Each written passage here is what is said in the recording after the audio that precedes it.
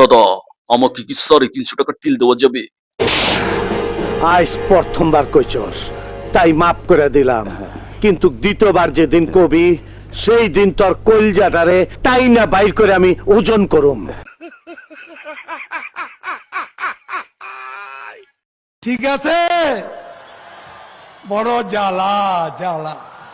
কেমন আছেন আপনারা? মুরব্বীরা কেমন আছেন? 18 বছরের ফার্স্ট টাইম ভোটার তরুণেরা কেমন আছেন? আমার ভুল হচ্ছে, ভুল হয়েছে, হ্যাঁ আমার ভুল হচ্ছে, ক্ষমা করে দেন। কোন ভাষা চাই, প্রত্যেকটা ভাষায় উত্তর দিয়ে দেবো।